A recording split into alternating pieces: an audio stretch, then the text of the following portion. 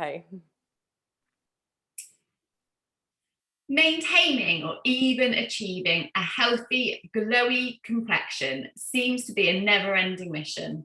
From dry to oily, breakouts to pigmentation, our skin complaints are extensive, and the range of products on the market are an absolute minefield. After all, our skin is the biggest organ on our body, and it's always on show. So it's no surprise we want it to be as healthy as our insides. Our skin can be affected by so many different factors, from genetics to environmental and nutritional influences.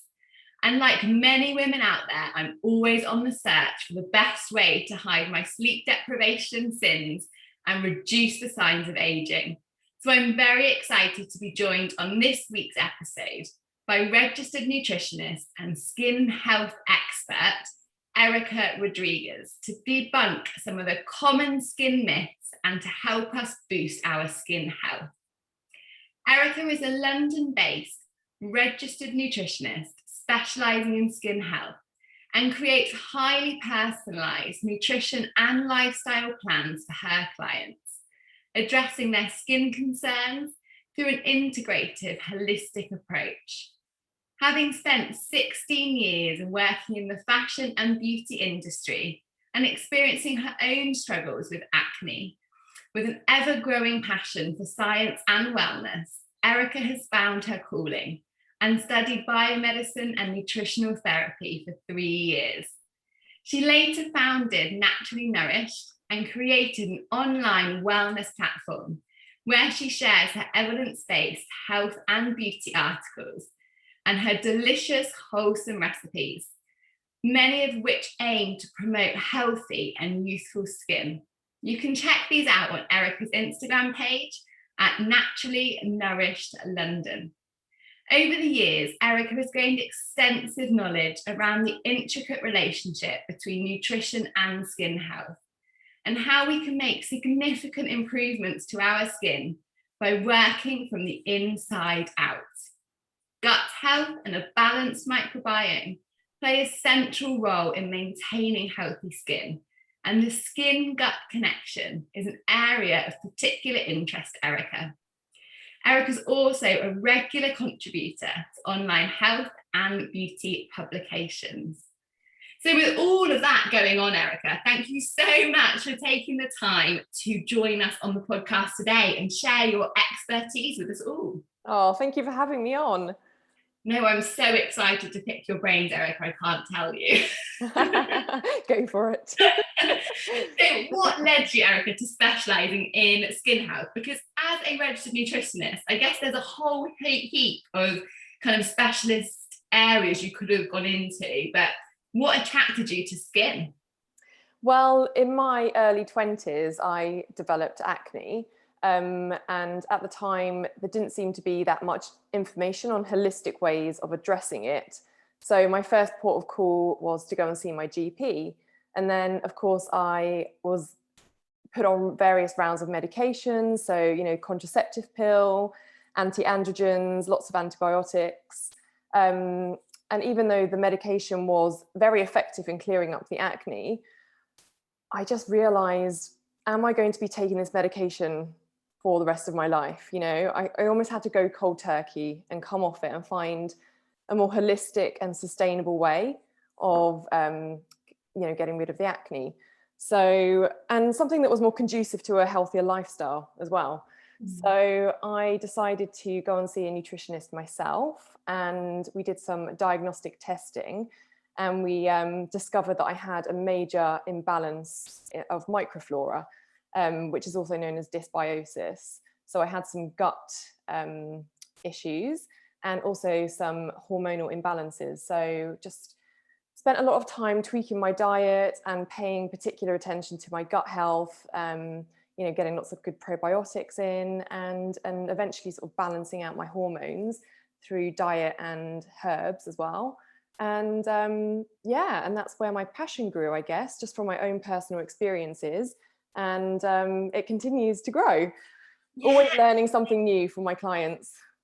That's the thing, I guess, isn't it? Because everybody's skin is so unique to whatever else is going on in our bodies. And I think we sometimes forget that that direct link between what's happening on the inside is so reflected on what we see on the outside. And I'm sure we'll go on to talk a bit more about kind of what the hormonal influences, especially when it comes to pregnancy. And the kind of gut effects on our skin as well, because like you say, they're major contributors. I wonder as well, when we think of skin, I think we quite often hear the term, or certainly I have when I've done my Google searches as to how to get rid of my spots and like lines around my eyes and things. We hear these terms like healthy skin and unhealthy skin, but is it that simple, Erica? Is there such thing as kind of one or the other and that's it? Well, yes and no. The skin's always in a constant state of flux and balance anyway. So we can have good skin days and bad skin days like we do with our hair as well. So there are a number of things that we can do to keep our skin healthy. And that's not just about what we apply on our skin. It's also about the food we eat, minimizing stress, getting adequate sleep, all of those kind of lifestyle factors to consider, which will contribute to healthy skin. Skin is often a mirror of what's going on inside. So if you're starting to see inflammation and acne breakouts, it's often an indicator that there's something not quite in balance within the body. So really looking at the bodily systems that are under stress, like the liver, for example, you might have a sluggish liver and that will start to show in the skin. And then gut health as well. And all of those things will, contribute to that overall healthy skin appearance, which would be the smooth texture, even tone, well hydrated, that kind of thing. Brilliant. And actually, when you talk about that kind of balance, I guess especially as women, we're probably really vulnerable to things going out of balance because of how our hormonal state just throughout the course of a normal month is fluctuating so wildly. And when it comes to hormones, Erica, especially when we think about kind of menstruation and pregnancy, or even post-birth, the postpartum hormones, what kind of impact can we expect that to have on our skin? Because I'm sure I've seen so many women and speak to them in that they find that sometimes their skin looks like it did when they were a spotty teenager, perhaps, and other times it looks incredible and like the best it's ever been. And we see everything in between as well. Mm-hmm. Yeah, well, the endocrine system is a complex beast. So it's really about fine tuning it. But, that can be like finding a needle in a haystack, really knowing exactly what area to work on first. In pregnancy, you do see a lot of skin changes. You've got the hyperpigmentation especially in the third trimester.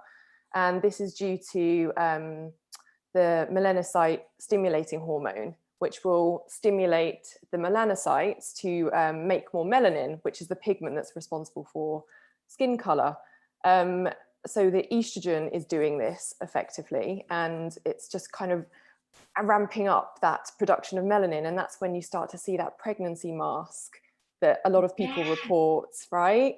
Yeah, we hear that all the time. That makes sense now. I've never really known what causes it other than pregnancy does odd things to us, but that makes sense. Yeah, you almost just kind of look in the mirror and everything's changing every day, and it's like, okay, I accept it, Yeah. But it's quite helpful to know the mechanisms and what's actually going on in the body.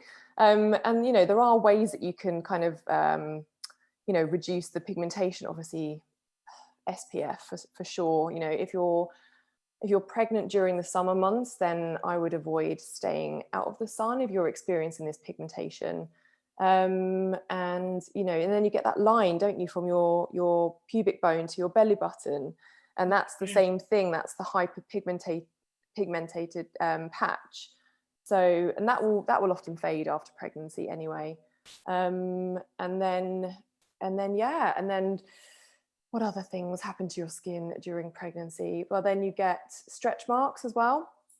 Lots of stretch marks. Really common, and something I think as soon as women find out they're pregnant, it's like, how do I stop stretch marks? That's like the next question, isn't it? I feel how do I stop myself getting stretch marks? It's preventative, isn't it? So, slathering on all that vitamin E oil, which can work as well, but also, you know, supporting the skin structure through collagen and, you know, making sure you get enough protein in the diet, and antioxidants and berries, because these antioxidants will actually stop the breakdown of collagen, so you're actually just keeping that structure supported, so that can be quite helpful for that. So even when it comes to stretch marks, our nutrition can support us in that as well. That's amazing. Yeah, it's just supporting the skin structure and keeping it well toned. And then what else? The pregnancy glow. So it's not all bad. So the pregnancy glow, because during pregnancy you get that that influx of, you get the blood volume and blood flow. So what this will do is just kind of push all the blood to the skin, and then you're going to get that delivery of all those good nutrients and oxygen to the skin cells, which are normally the last organ that actually receives the nutrients, because it's not seen as a vital organ. So it's always at the back of the queue. So that's why pregnant women report this beautiful glow. So that's the good part of it. So once they've got through that acne, especially, it tends to hit in that first trimester, doesn't it? And then hopefully the glow follows to kind of balance it out. Yeah, and I think it's different for everyone, isn't it? People report different skin manifestations during pregnancy. So some people are super lucky, and some people, they get that pregnancy acne. So definitely our genetics have got a lot to answer for as well, haven't they? I think there's some things that we can really try and help, but sometimes our genetics just overwhelm it all. And they play a massive, yeah, they do. They play a massive part in it, and other lifestyle factors as well, like stress and sleep. Yeah, definitely, really important ones. You mentioned just there, Erica, about SPF and kind of summer pregnancies and trying to stay out of direct sunlight and things. Should we be wearing SPF like every day? So I read on some articles, can't promise that they're evidence-based, Erica, so forgive me. But that actually we should be trying to include an SPF in our daily skin routine, regardless of kind of sun exposure. So even in the winter, perhaps. Yeah, I'm a massive advocate for SPF every day. It's only something I've recently been doing, maybe in the last 3 or 4 years. But yeah, even in the winter months, you're still getting those harmful UV rays coming through. So just wear a broad spectrum SPF, maybe of 30.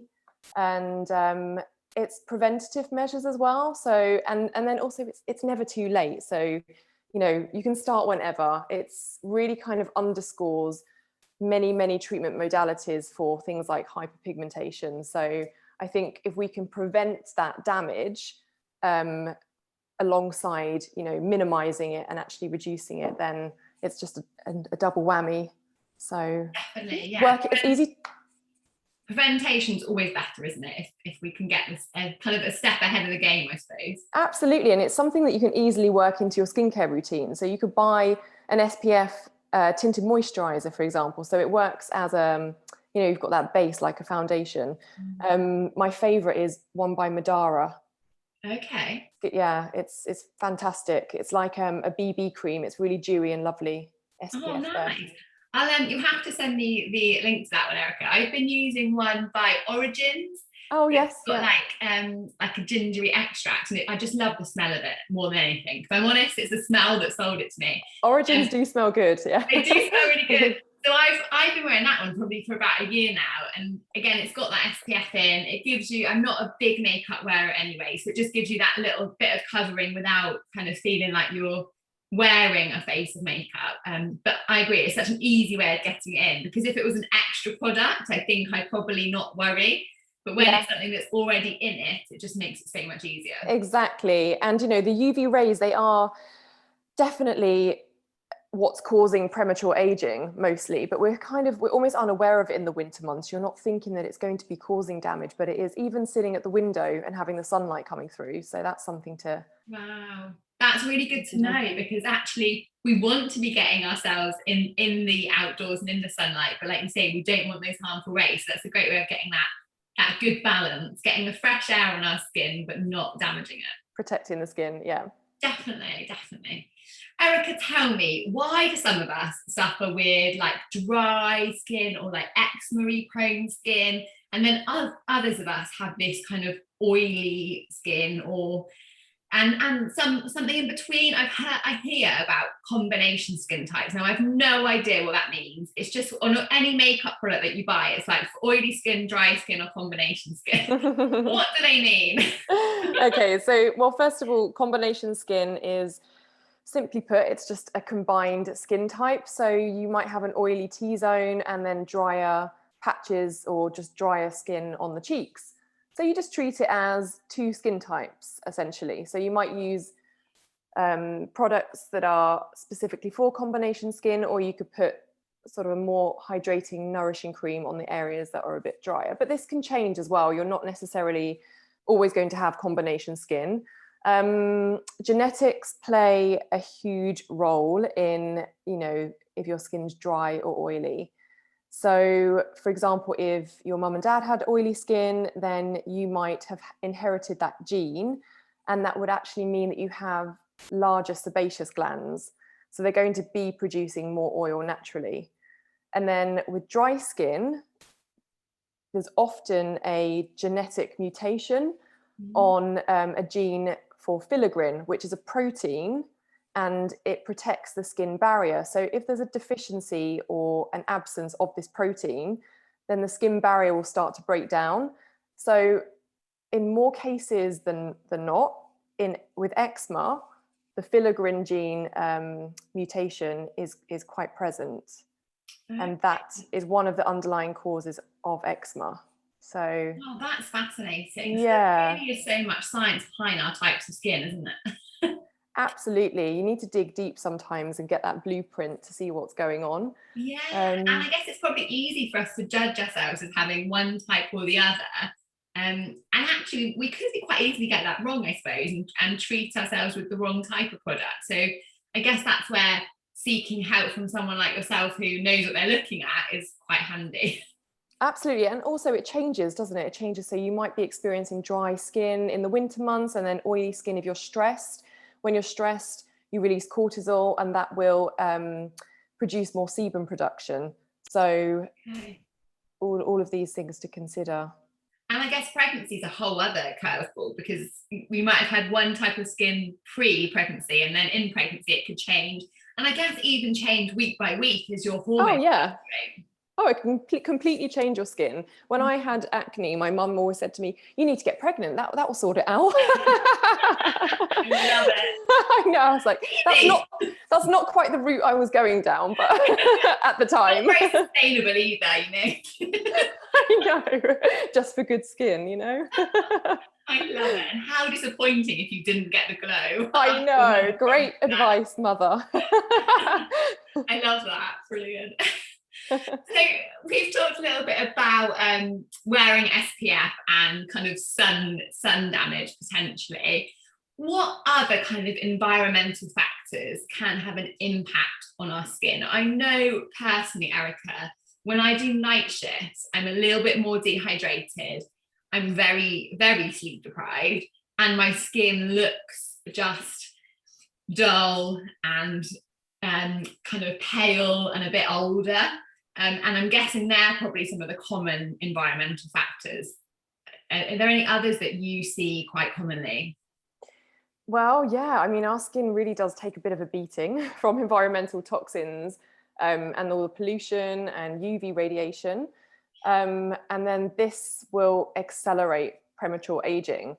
And it's what's known as extrinsic aging.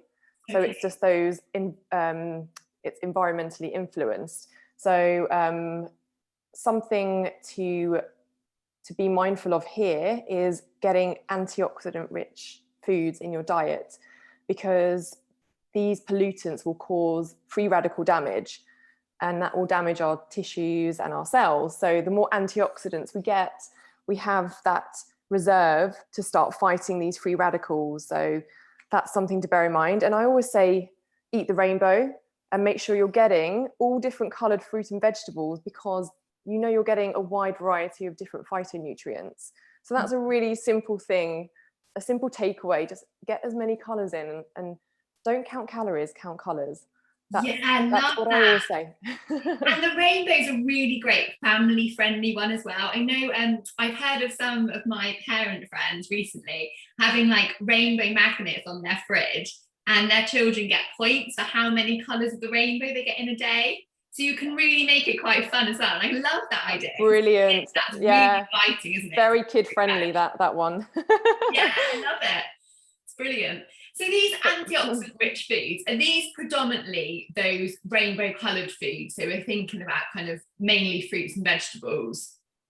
Yeah, so yeah, like berries and your carrots and mango and lots of leafy green vegetables, you know, your purple foods as well. So even like something like aubergine, you've got loads and loads of antioxidants in the skin called anthocyanins. So they kind of hide out in the not so obvious places. Purple potatoes, that kind of thing. But yeah, just different coloured foods, mostly fruit and vegetables. And yeah. Amazing. So it's a good excuse to get experimenting, isn't it, with all Yeah. the Oh, it things. is. It really is. And then another thing I'll say here is we are exposed more to chemical agents through things like the cosmetics we use on our skin, and also non-organic non-organic food, Yeah. which is heavily sprayed with pesticides. So these will disrupt the endocrine system. So it can actually leave your hormones kind of out of whack. So That's a good point, actually. And that's something we probably don't really think about because it is so widespread in our everyday life. Like we're using products that have got more artificial things in, our food's got more artificial stuff in. And I wonder, Erica, might be throwing on the spot a little bit, but when it comes to like added sweeteners and artificial sweeteners, so we have all of our like sugar-free products in pretty much all ranges now, don't we? Squashes, jellies, everything. Do you think there's any links between that and our skin health? I'm just thinking of like the additives and things in foods. yes, absolutely, because the body doesn't recognize these sweeteners because they're artificial, they're chemicals. So I would always steer clear of sweeteners. They can be very inflammatory. I would always opt to go for a natural sugar, or just a regular sugar, like a brown sugar, even a white sugar is better than these chemical sweeteners. They can have really long-term effects, even on your brain health as well. So, yeah, they definitely I'm do. always fascinated if there'll be some like, evidence later down the line to show the effects of this sudden surge in like artificial sweeteners.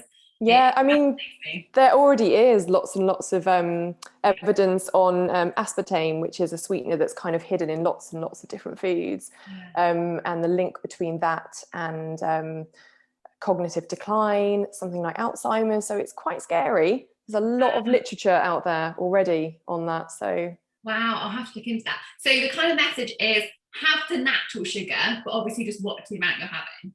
Yeah, because essentially natural sugar, whatever sugar you're having, whether it comes from maple syrup or it's white, just normal white sugar, it breaks down into the same molecule, which is glucose. So it's just, I guess, in moderation, isn't it? I mean, don't deprive yourself.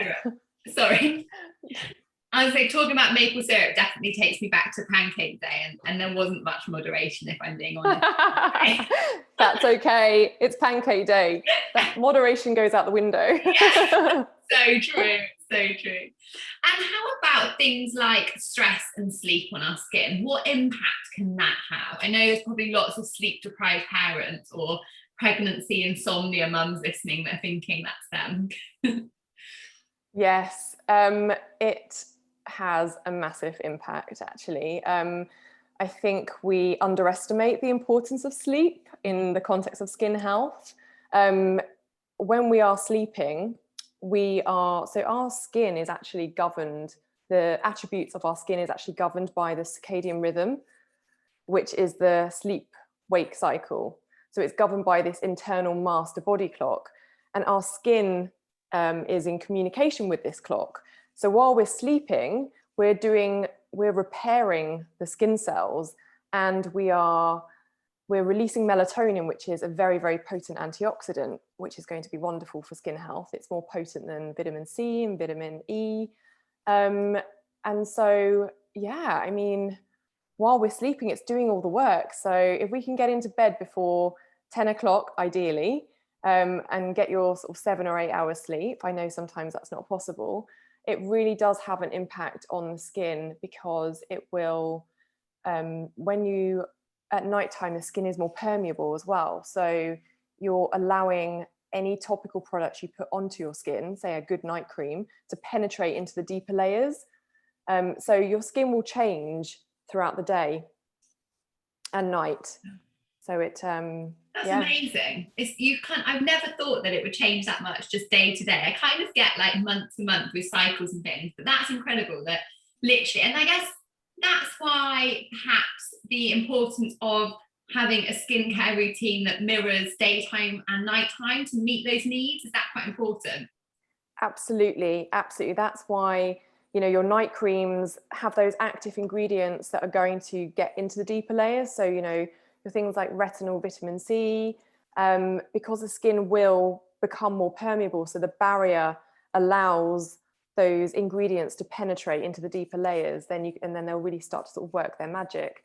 And then in the day, you want to be looking at things like SPF and anti-pollution, and creams that have a high antioxidant content in there as well. So yeah, absolutely need to tailor your skincare routine to the evening and daytime.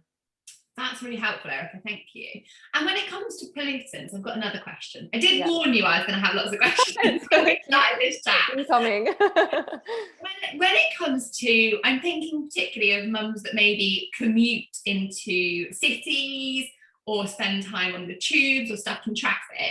Does the kind of air pollution around us, does that impact on our skin as well? Mm-hmm. Yes, absolutely. So it works in the same way. So you're still going to be inhaling those toxins, which are going to impact on the liver, you see. So if the liver becomes overworked and sluggish, then that's when your skin will start to pick up the slack, because it's an organ of elimination. So, you know, that's when you start to see breakouts and inflammation and redness of the skin.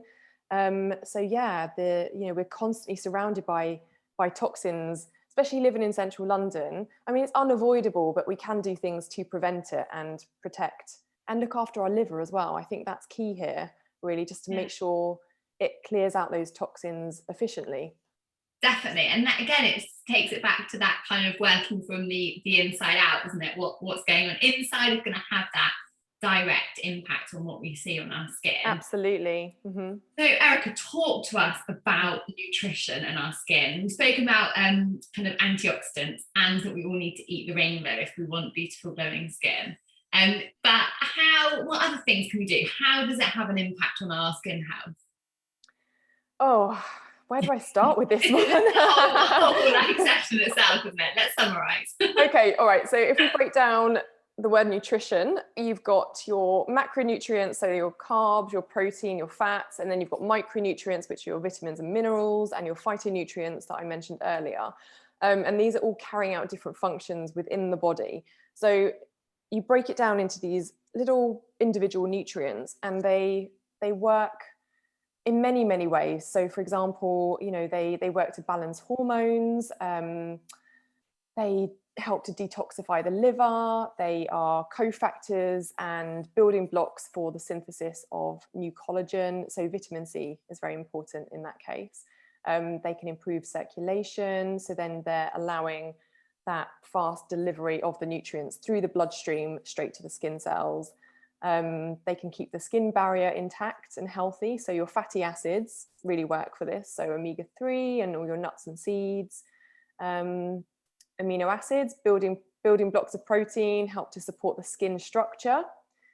Also things like, there's a nutrient called lycopene, and also beta carotene, which are found in tomatoes and yellow and orange fruit and vegetables. And these work to protect your skin from UV damage. So they actually work as an internal sunscreen. So they're very, very good nutrients to get in during the summer months, just to give your skin a bit of extra protection. And then, like I said, the antioxidants that fight the free radical damage. So there's so many, and then the foods that we eat to feed our gut flora as well, because obviously the gut is very, very important when we're looking at skin health. So, and prebiotic foods like asparagus and banana and garlic and leek, So there's just so many functions going on here with all these nutrients that contribute to keeping the skin really healthy. Amazing. And for anyone who has heard all of those wonderful fruits and veg and thinks, how on earth do I incorporate those into my diet on a daily basis? All you need to do literally is head over to Erica's Instagram page. It's linked in the bio of this episode for a huge amount of inspiration. Your food always looks incredible. I have massive meal envy. Oh, thank you. But really easy ways to do things as well. We're not talking about spending 6 hours slaving in the kitchen. It's about making it accessible and easy, but really nutritious, which is amazing. Yeah, and also thinking about the therapeutic benefits of each dish as well. So while I'm cooking, I'm thinking, well, that's going to be good for that, and that's going to be good for that, and I'll chuck in a bit of turmeric because turmeric's a wondrous spice. So Yeah. you know, just having that in mind when you're cooking as well. Just spiking your food with little bits of you know, herbs. Herbs are packed with antioxidants, so I think we kind of have them as a bit of a sad little garnish sometimes. Yeah, that's a good point. And actually, there's no excuse, is there? I over the summer was really good at growing loads and loads of herbs in the garden. And then when it's the winter, I'm not really about gardening because it's rainy and cold, so that doesn't happen. But instead, what I did was harvested them all and then chopped them up and froze them. So I've now got like this stash to last me the rest of the year, which has been brilliant. So I'm definitely going to do that again next year. I definitely recommend it to anyone as well because they're so easy to grow. That's brilliant. I can grow them, anyone can. I'm really a massive fan of freezing stuff. Yeah. Just to have it easy to hand, just to grab when you need. Also, chopping up things like garlic and ginger, because that's always a faff, isn't it? It is. So you can do that and then freeze it, and then it's just there, ready for you. Amazing. And some places now do like the squeezy tubes as well, don't they? So literally it's like a pureed version that you can squeeze in. So there's no excuse. We can all get them in. Yeah, I think, you know, if time is not on your side, these are all things to consider to make it easier and more accessible to get those nutrients in. And, you know, if you don't particularly enjoy cooking, if you have all those things ready to hand, then it kind of helps things along a little bit, doesn't it? Definitely, yeah, definitely. And like I say, linking it to the kind of benefits of it as well makes it just feel more relative, and you're then a little bit more inclined to pop that bit of herb or spice in rather than. Oh yeah, I feel like a superhero, you know. Popeye knew what he was doing. Literally, I love it. Now, when it comes to our nutrition, Erica, do we need to be taking kind of supplements or vitamins for our skin health, or should we be able to get it from a wholesome, balanced diet?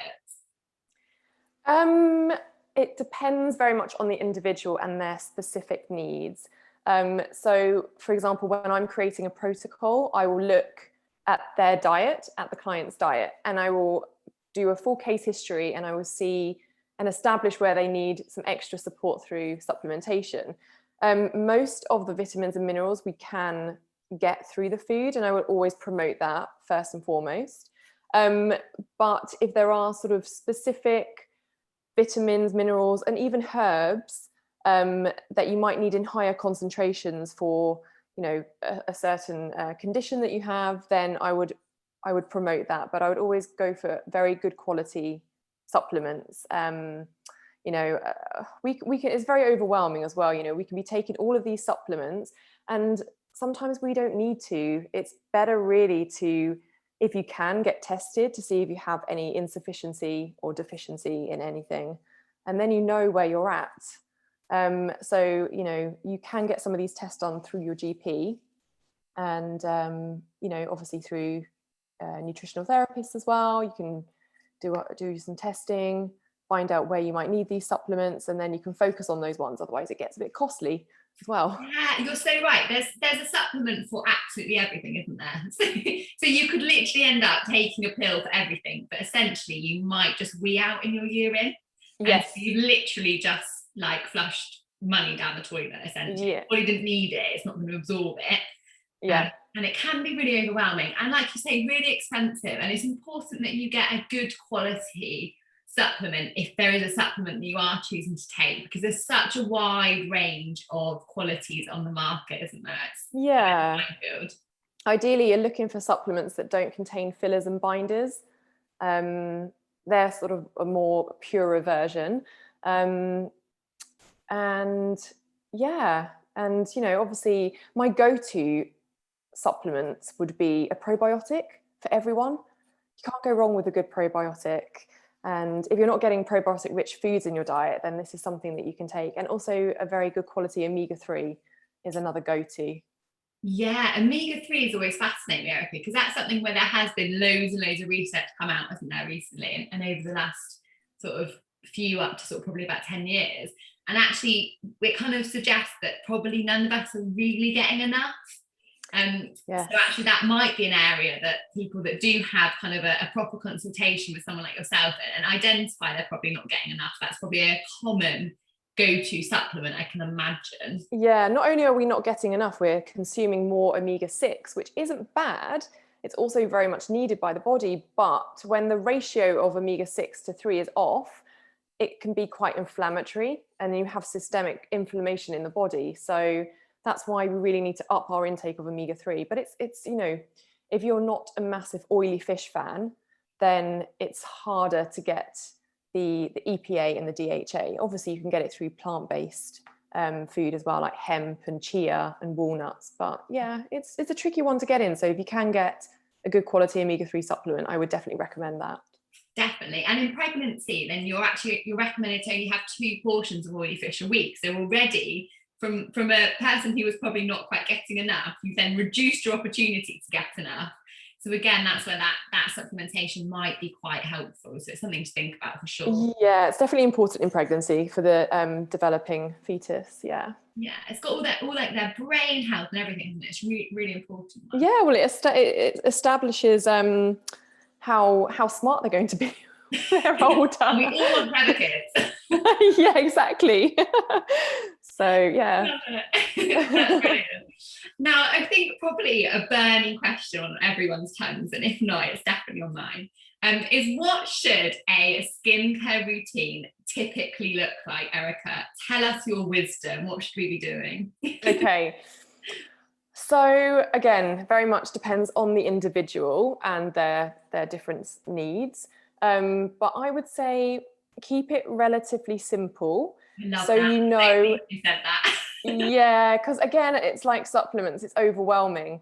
And also you want to know what products are working and doing their job. So like I mentioned before, if you're going to invest, go for a good night cream. So really invest in a good night cream or a serum or something like a vitamin C or retinol, because that's when the magic happens, when you're sleeping. Okay. So, and a good day cream as well, and of course SPF. So that's another area to kind of focus on. And then a good cleanser, but then that might look different for everyone. So you might have an oil cleanser which turns into a milky emulsion. You might want more of like a gel cleanser, more of a purifying cleanser. And also you can have different creams that target different problems. Like you might have a cream that is for brightening the skin. Whenever it says the word brightening, it often has ingredients that work to break down the melanin and the hyperpigmentation. So you might have licorice root extract in there, or something like glycolic, for example. But yeah, a night cream, a good cleanser, an SPF for sure. And one thing I don't often promote is eye cream, actually. Okay. Yeah, that would be the one that I would skip. I've definitely spent a fortune on eye creams over the years, Erica. Sorry about that. So why do you think that's one that we can miss out on? I think that obviously it's a delicate area, and I think we can just leave that area be. We can just pop our day cream, tap that around just under the eye, and that will kind of serve its purpose as well. So it's still moisturizing, but you don't necessarily need anything specific for that. Yeah, I don't think you need fancy, expensive eye creams. Yeah, I mean, again, it's different for everyone. So that's good to know though, because eye creams are often those ones that come in the pot that's like a fifth of the size of your day cream, but it costs like 5 times the amount. So if that's something you can cut back on and invest in a better night cream or a better cleanser for your skin type, then that's a win, right? Yeah, absolutely. But then I think some people absolutely would not be without their eye cream. So, and Yeah, you can get some lovely sort of toning ones that are more soothing, as opposed to a rich cream. You can get something that's a little bit more soothing and feels a bit fresher, just to kind of freshen up the eyes. make it look a little bit less tired and puffy. Yeah, yeah. Or you could just, do the old school cucumber over the eyes. Yeah, oh my goodness, I remember doing that as a teenager. I didn't know I've done it since. Same, and chamomile tea bags as well. Stick some tea bags on your. They work wonders. Oh, and another thing I would recommend here is a good mask as well to use 2 to 3 times a week.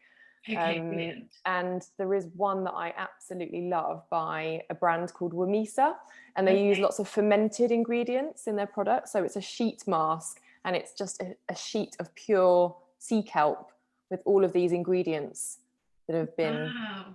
put on top of it, and it does what it says on the tin, basically. Amazing. That's what we like. Simple skincare. Where do exfoliators fit into all of this, Erica? Do we need them? Should we be using them often? Yeah, especially if you have congested skin or an oily skin type. You could use an exfoliator as part of your cleanser. So you might have a cleanser that has certain acids in it, like lactic acid or salicylic acid, for example. Okay. And these will exfoliate the skin. Also, things like papaya and pomegranate and pineapple, these work, they're proteolytic enzymes, so they break down the proteins. So these also work as exfoliators as well. So yeah, I would definitely work that into your routine, but you don't have to use that every day, maybe 3 times a week. So you also have your mechanical exfoliators as well. So that would be anything that has like a fine powder or the microbeads, but not the microbeads because they're bad, but you can get good replacements that kind of pop and melt away, and they're not the plastic microbeads because they're actually banned now, and so they should be. They're destroying our sea life. Yeah, we don't want our skincare to be destroying our sea life. That's not what we want to be happening, absolutely. all in the name of vanity. Yeah, that's not a good message, is it? So yeah, exfoliators definitely another good one to work in there. Yeah. Amazing, thank you. So that, I love that because that's really simple. You've named literally a few products that we can utilize and make a good, simple skincare regime, which is what it's all about, keeping it realistic. So just another little question to throw at you, Eric, if that's okay, is I wonder how contraception might impact our skin health, because I'm sure I'm not the only woman who's experimented with different contraceptions and found my skin's gone from like really like acne breakout to glowing and looking great. Is that to do with the hormonal balances, I'm guessing? Yes. So, when you go on the contraceptive pill, you're going to be experiencing just a surge of different hormones. So your body's kind of getting used to that and trying to regulate these new hormones. So, you can either experience acne breakouts on the pill, or it can clear your skin beautifully. For example, something like Dianet was wonderful for skin and clearing because it works as an anti-androgen as well. So it stops the testosterone production. Okay. And it can really, really clear the skin, but it's not recommended these days because it comes with some sort of serious side effects. So that's kind of not the go-to anymore. But yeah, and also from oral contraceptive use, you can start to develop pigmentation as well. So in the same way that I mentioned earlier with the pregnancy and the high estrogen stimulating the cells that produce melanin, it works in the same way. So when you take the pill, you can often see pigmentation across the lip, so the upper lip. So you will start to notice these skin changes, and there'll be beneficial ones and there'll be not so beneficial ones. So it's just experimenting, I guess, isn't it? And finding what works for you. We're all so different, which makes it a minefield. And that's why someone like yourself, who can make a specialist plan for someone is invaluable if that's something that you can invest in. Yeah. Because it enables you to get a really personalized program, and there just isn't a one size fits all, is there, when it comes to our skin, by the sounds of things? Absolutely not. We are just so biochemically unique, all of us. So it definitely has to be very tailored to that person. But also with being on the pill, it depletes certain minerals and vitamins as well. So it's really important to be aware of that. So like magnesium, for example, vitamin C, a lot of the B vitamins, zinc, selenium as well. So it would be helpful to kind of look at your levels of those vitamins and minerals whilst taking the pill and supplement. Yeah, wow, that's really interesting, because it's something that we just don't talk about, do we? You know, we spend half our life trying not to get pregnant, and then half of it trying to get pregnant, but we don't think about everything else going on, and actually it can have such a massive impact on our overall wellness, including our skin, of course. Yeah, it is. But then don't get overwhelmed by it all, because it's there is that. I mean, you do look sometimes on kind of skincare product websites, and I do love looking at all different skincare and the ranges available, but it is expensive, isn't it? It is a minefield, and the prices as well fluctuate from next to nothing to like, I need to remortgage my house to get a skincare routine in that product range. There's so much variation. It can be a challenge. Yeah, I would say with that, avoid, don't get sucked in by the glossy advertising, because the price does not necessarily reflect the efficacy of the product. So that's something to be aware of. And I think, when you're looking for skincare, just narrow it down and find brands that align with your ethical values and sit, within your preferred price point. And once you narrow it down, because there are so many new skincare brands emerging all the time, so it's overwhelming. So you might want to be going down the natural route, or you might want something that bridges the gap between natural and synthetic, because not all synthetic ingredients are actually bad.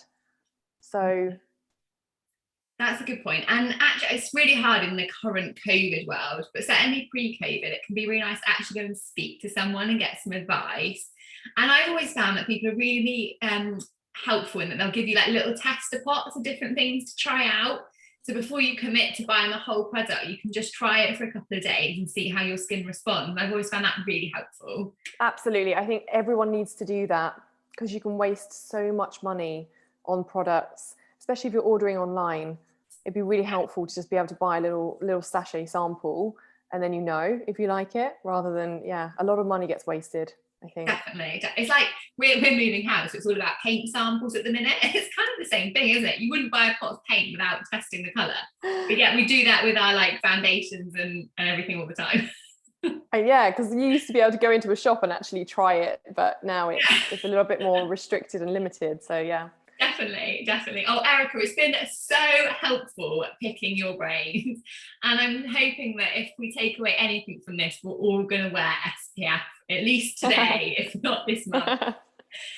Everyone that comes on, Erica, I always ask for 3 top tips. So I wonder if you could try to narrow it down to 3, which is going to be difficult, because I feel like there's so much passion when it comes to skin health and your role. But if you could give us your 3 top tips to trying to improve our skin health. Right, okay, let's try and narrow this down. Okay, so let's make it easy takeaways for people, right? So love that, yeah. My top one, I know I've mentioned it before, is sleep. Noted. Yeah, sleep, because it has such an effect on our skin and our hormones as well. So, if our hormones are out of whack, then it's going to show in our skin. So also stress, minimizing stress. Easier said than done, I know. But again, when cortisol is raised, it's the master hormone in the body. So it's going to just affect all the other hormones. And I'm going to mention it again, because SPF for something topical. And then you said 3, didn't you? But I'm now in a cheeky 4th one. Okay, so diet wise, look after your gut. So gut health, pay particular attention to gut health. getting probiotic rich foods in, getting lots of fiber, high fiber foods, which are going to help with hormone clearance out of the body. And again, colourful fruits and vegetables. And that's a pretty simple thing to remember. Eat the rainbow. Rainbow, I love that. It's such an easy one. It's such a family friendly one as well. Isn't it? Yeah. So yeah, they're my top tips, I guess. I mean, there's plenty, there's lots, but yeah. They're definitely all things that we can all easily incorporate, and I will absolutely be taking those tips home. So thank you so much for sharing, Erica, and thank you for using your time today and embracing lockdown home recording for us too. Oh, it's been a pleasure. Thank you so much for having me. You take care. You too.